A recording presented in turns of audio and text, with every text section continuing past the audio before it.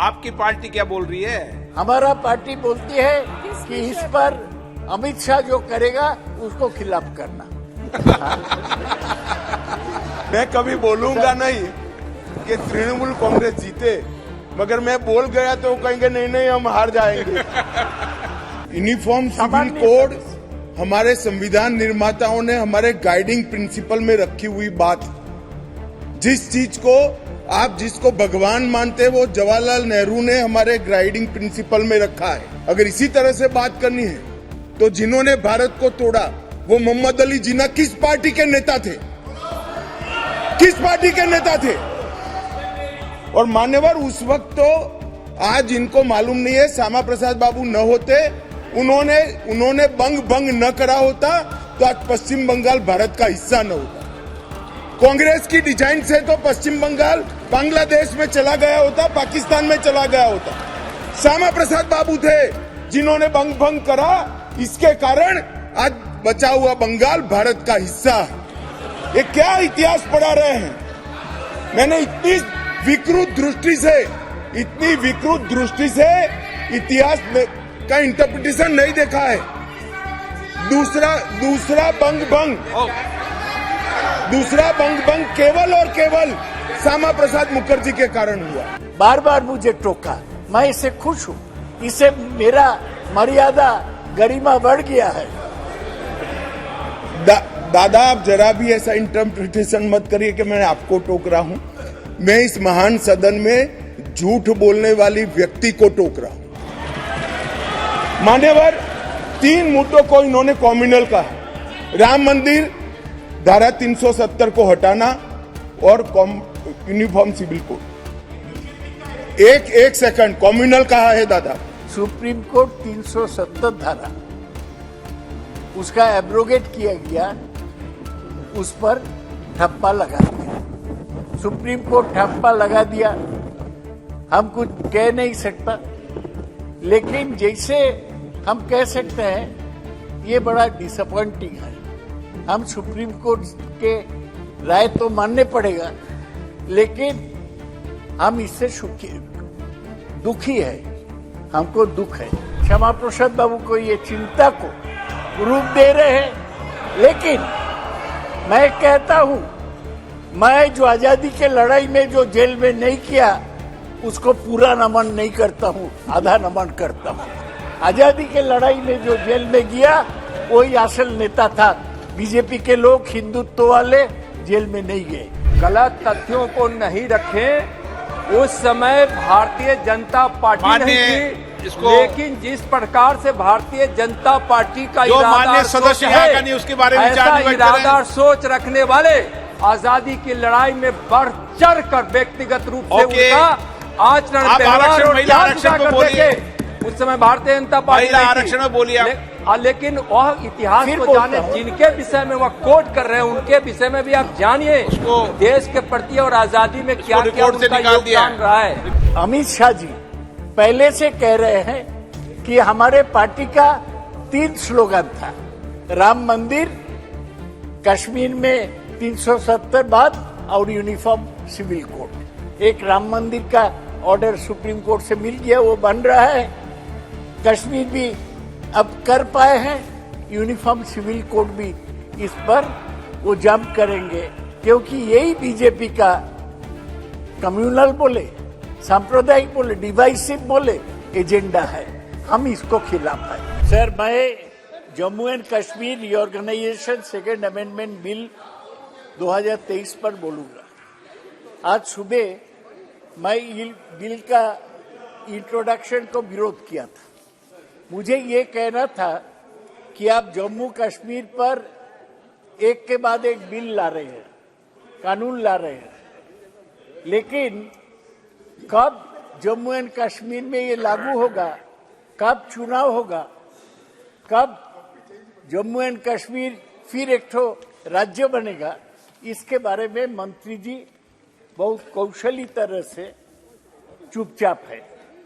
मैं चाहता हूं आज भी वो बताए कि सरकार का क्या हिसाब, कब वो जम्मू एंड कश्मीर में चुनाव करेंगे और कब जम्मू एंड कश्मीर को स्टेटहुड वापस दिया जाएगा। ऐसे तो बिल में आपत्ति का कोई बात नहीं है, क्योंकि हमारे ये हाउस सर्वसम्मति से महिलाओं को संरक्षण आरक्षण दिया। 106 संशोधन संविधान के 1/3 आसन महिलाओं के लिए सब जगह रखने पड़ेगा। लेकिन ये तो आप रखेंगे, एक तो खाली विधानसभा जो नहीं है, एक तो यूनियन टेरिटरी जो अभी तक कब राज्य बनेगा उसके बारे में नहीं बोला गया। सर, आज मौका बहुत अच्छा है। आज मंत्री ने ये बिल लाए हैं, कल ही सुप्रीम कोर्ट 370 धारा उसका एब्रोगेट किया गया, उस पर ठप्पा लगा दिया। सुप्रीम कोर्ट ठप्पा लगा दिया, हम कुछ कह नहीं सकता, लेकिन जैसे हम कह सकते हैं ये बड़ा डिसअपॉइंटिंग है। हम सुप्रीम कोर्ट के राय तो मानने पड़ेगा, लेकिन हम इससे दुखी है, हमको दुख है। और आप सर अमित शाह जी देखेंगे कि आज आपको बड़ा बड़ा स्टेटमेंट है, बयान है, प्रधानमंत्री का बड़ा बयान है कि जम्मू एंड कश्मीर में एक नया सूरज उठेगा, एक नया समय शुरू होगा सुप्रीम कोर्ट के ठप्पा के बाद।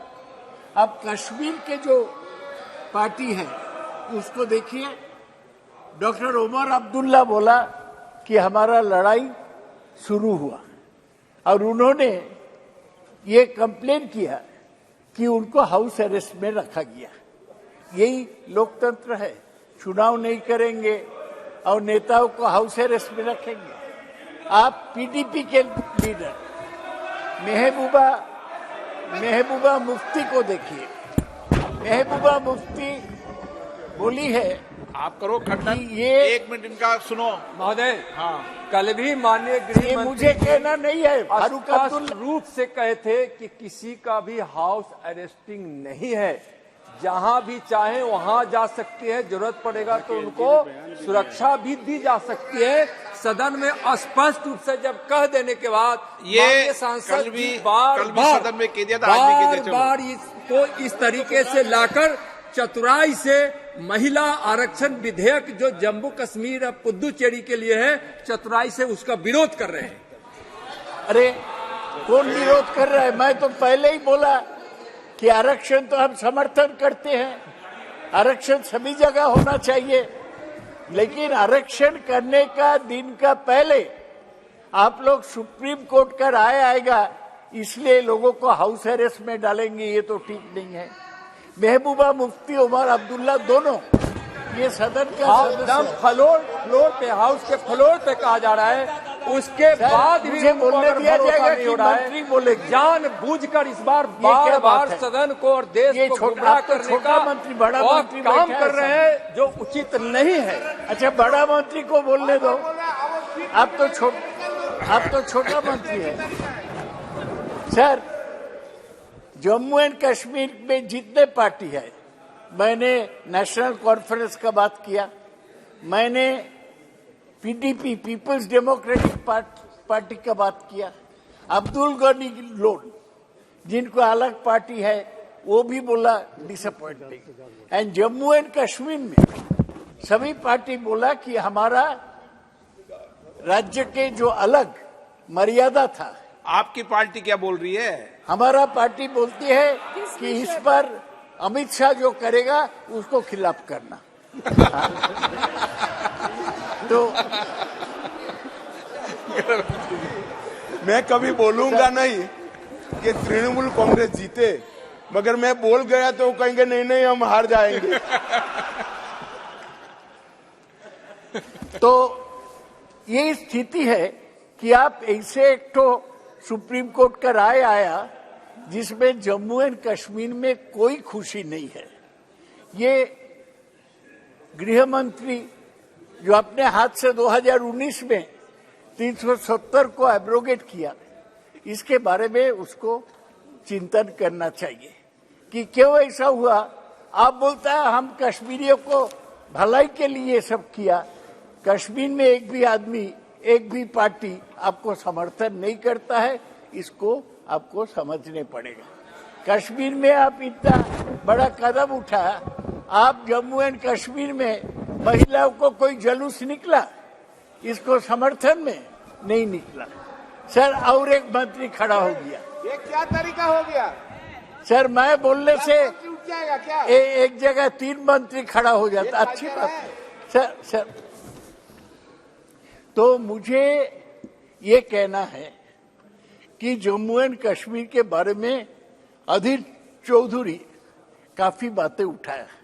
उन्होंने उठाया कि लद्दाख के साथ जो अक्साई चीन है वो अभी चीन का कब्जा में है। अधीर चौधरी ये भाषा प्रयोग किया। उन्होंने बताया कि आप तो बड़े पहलवान हैं, चीन से अक्साई चीन छीन लो। काराकोरम हाईवे जो कश्मीर के बीच से जाता है वो अपना हाथ में ले लो। पीओके अगले दिन मंत्री जी जो फर्स्ट अमेंडमेंट लाया उसमें पीओके के लोगों के लिए 200 सीट अपने रिजर्व किया और पीओके से जो भाग के आए और कश्मीरी माइग्रेंट के लिए 2 सीट रिजर्व किया और पीओके के लिए 26 सीट वहां पर जम्मू कश्मीर असेंबली में खाली रहेगा, ये घोषणा किया गया। लेकिन कब पीओके हमारा आएगा? आपको बोलने से सर अमित शाह जी बोलते हैं ये नेहरू के समय चला गया था और हम श्यामा प्रसाद के रास्ता में चल के हम इसको उद्धार करेंगे। कब करेंगे? कब चुनाव करेंगे? कब पीओ को लेंगे? ये बताइए सर। मैं ये हाउस श्यामा प्रसाद मुखर्जी को नमन करता हूं, लेकिन अधीर चौधरी ठीक बताया कि श्यामा प्रसाद मुखर्जी जेल में उनको मौत हुआ, ये हम सब बंगाली दुखी है। हाँ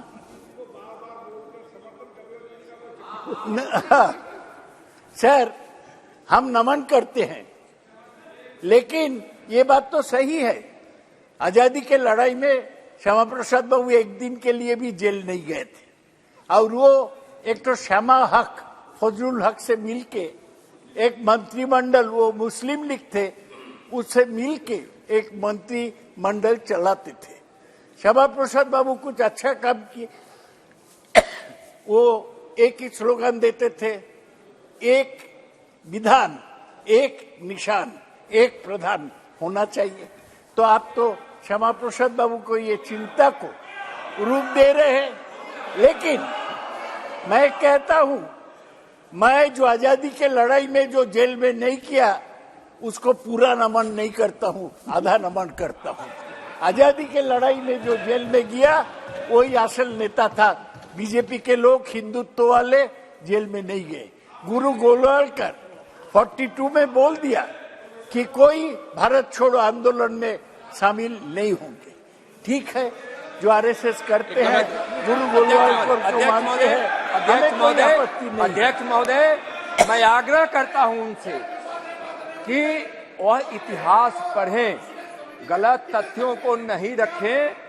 उस समय भारतीय जनता पार्टी नहीं थी, लेकिन जिस प्रकार से भारतीय जनता पार्टी का माननीय सदस्य है नहीं उसके बारे में ऐसा इरादा सोच रखने वाले आजादी की लड़ाई में बढ़ चढ़ कर व्यक्तिगत रूप से उनका आचरण, व्यवहार और आरक्षण को बोलिए।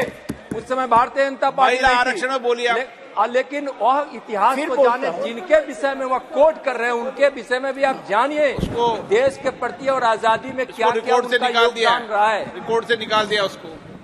श्यामा प्रसाद बाबू का पॉलिटिक्स नहीं था, वो अच्छा। अरे श्यामा प्रसाद मुखर्जी पर डिबेट नहीं हो रही, आप महिलाओं पर डिबेट मिनिस्टर भी थे, इंडस्ट्री मिनिस्टर बंगाल में, लेकिन उनका पॉलिटिक्स नहीं था, ठीक नहीं था। हम दुखी है कि कश्मीर के जेल में उसको मृत्यु हुआ। सर, आप ये जानते हैं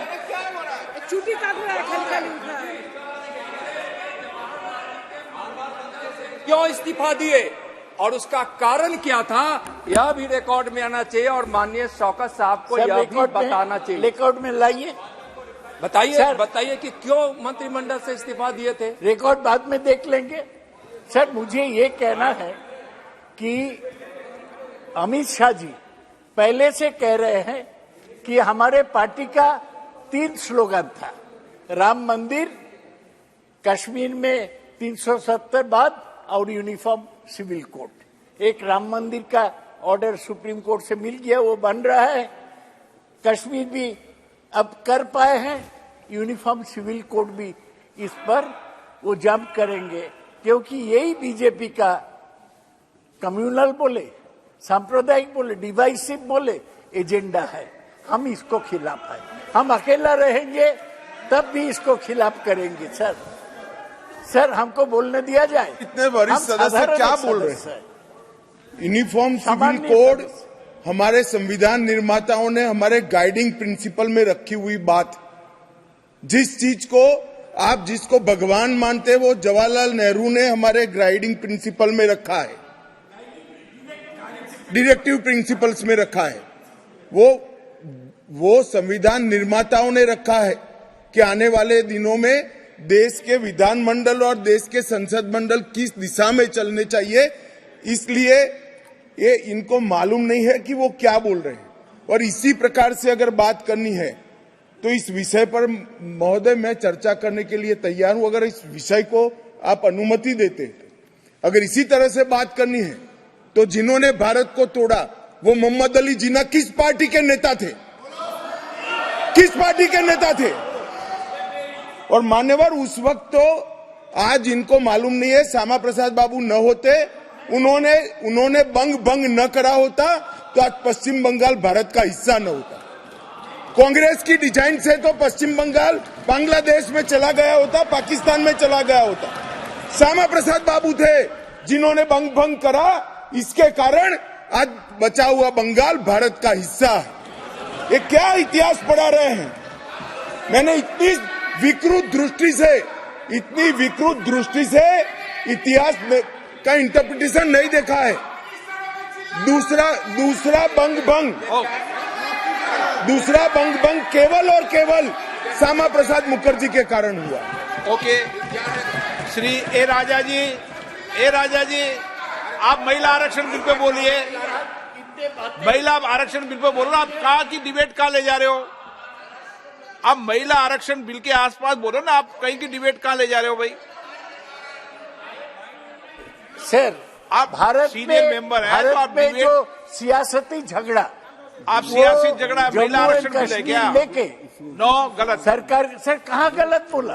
आप गलत कहाँ है? कहाँ का इतिहास कहाँ ले जा रहे हो आप? गलत है, आप बताइए। नो, मैं नहीं कह रहा। सर, आप महिला आरक्षण बिल विधेयक पर चर्चा रही, उस पर बोले आप। हम बोलेंगे, हम खत्म करने वाले हैं। मैं बहुत खुश हूँ। आप वापस आगे बात मत करो। सर महोदय, मैं खुश हूँ कि मैं एक सामान्य सदस्य हूँ। मेरे बात पर इतने बड़ा मंत्री वो ने बार मुझे टोका, मैं इससे खुश हूँ। इससे मेरा मर्यादा गरिमा बढ़ गया है। दादा, आप जरा भी ऐसा इंटरप्रिटेशन मत करिए कि मैं आपको टोक रहा हूं। मैं इस महान सदन में झूठ बोलने वाली व्यक्ति को टोक रहा हूं। मान्यवर, 3 मुद्दों को इन्होंने कॉम्युनल कहा। राम मंदिर, धारा 370 को हटाना और यूनिफॉर्म सिविल कोड। एक सेकंड, कॉम्युनल कहा है दादा। मान्यवर, राम मंदिर बनाने का फैसला, वहां राम मंदिर बनना चाहिए फैसला इस देश के सर्वोच्च अदालत ने दिया है। हमारे माननीय संसद सदस्य क्या ये कहना चाहते हैं कि इस देश की सर्वोच्च अदालत कॉम्युनल फैसले करती है? धारा 370 हटाने का जो फैसला है, इसका संपूर्ण अनुमोदन भारत की सर्वोच्च अदालत ने किया है। क्या आप कहना चाहते हो कि कॉम्युनल फैसले का अनुमोदन किया है? और तीसरा, संविधान सभा ने हमारे सामने एक डायरेक्टिव रखा है कि इस देश में कभी न कभी यूनिफॉर्म सिविल कोड होना चाहिए। तो क्या आप कहते हो कि राजेंद्र बाबू की अध्यक्षता में जो संविधान सभा बैठी थी वो कॉम्युनल डायरेक्शन देती थी? दादा, आयु हो गया है और कुछ नहीं है। सर, मैं खत्म कर रहा हूं। सर, मुझे ये बोलना है कि मैं सामान्य सदस्य हूं, वो बताए हैं बहुत कुछ बातें, लेकिन मैं सुप्रीम कोर्ट का राय मुझे मानने पड़ेगा, लेकिन आई कैन बी डिसअपॉइंटेड। ये लोकतंत्र में ये हमारा अधिकार है। मैं हताश हूं। सुप्रीम कोर्ट का जो जजमेंट था राम मंदिर पर, मैं डिसअपॉइंटेड था। सुप्रीम कोर्ट का जो जजमेंट 370 पर, मैं डिसअपॉइंटेड। नहीं तो ये हमारा तो सदन में अधिकार भी है। 370 सदन में भी आया आप। लास्टली, मैं अमित शाह जी, मैं नहीं जानता हूँ आपको टाइम होता है कि नहीं श्री किताब ए राजा पढ़ने जी। के लिए। एक किताब है जया चैटर्जी का लिखा हुआ बंगाल डिवाइडेड, आप उसको बंगाल डिवाइडेड आप उसको ठीक से पढ़ के देखिए। ए राजा जी, श्यामा प्रसाद बाबू नहीं रहते ए राजा तो जी, पश्चिम बंगाल चला जाता बांग्लादेश में। ए राजा ये जी, गलत है, गलत है, गलत है, सही नहीं है। ए राजा जी, मैं